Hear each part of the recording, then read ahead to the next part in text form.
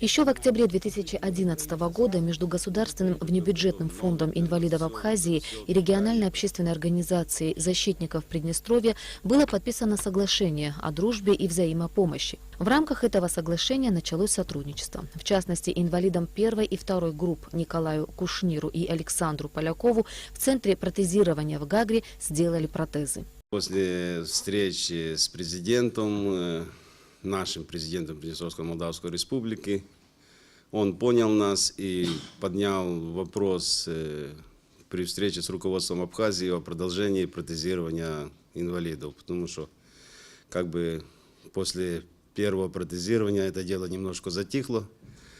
Ну, благодаря вице-президенту и здесь сидящему Гарри Сергеевичу, который помогает в этом деле, это дело было возобновлено. И мы думаем, что будет и продолжаться. В числе добровольцев, воевавших в Абхазии во время Отечественной войны, были и приднестровцы. Роман Рудковский – один из тех, кто погиб за свободу и независимость нашей страны. Перед поездкой сюда я был у отца Ромы Рудковского. Я сказал, что буду здесь. Он знает, что каждый раз, приезжая сюда, мы посещаем могилу.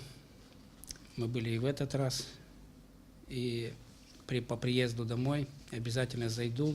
И в очередной раз от абхазского народа поблагодарю его за подвиг его сына, за то, что он сделал, отдал свою жизнь во благо абхазского народа, чтобы сегодня вы жили мирно, могли думать, и дети обучаться на том родном языке, на котором вы желаете. Приднестровская республика сейчас находится в жесткой блокаде. Несмотря на это, государство поддерживает экономические связи с 70 странами.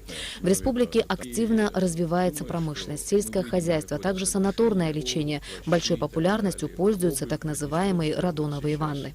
Очень шикарный санаторий, куда приезжает много иностранных туристов лечить радоновые ванны и так далее. И думаю, что мы выйдем на какое-то соглашение, и периодически, каждый год, какое-то количество инвалидов войны, которые будут проходить лечение, будут иметь возможность проходить лечение и в Приднестровье. Как наши приднестровские инвалиды, которые будут приезжать сюда, будут проходить протезирование. Этот вопрос мы не снимаем с повестки дня. На встрече обсуждались и вопросы социального обеспечения инвалидов. Например, в Приднестровье инвалидам первой группы с нарушением функции опорно-двигательной системы государство выделяет автотранспорт каждые 8-10 лет. Правда, и инвалидов в ПМР не так много, всего 168 человек. В Абхазии же инвалидов войны более 2500. Еще одно отличие. В Приднестровье всего одна ветеранская организация, которая объединяет всех участников и инвалидов войны. А это значительно упрощает возможности решения социальных и иных проблем ветеранов. Ирина Аршба, Алексей Агухава, Абхазское телевидение.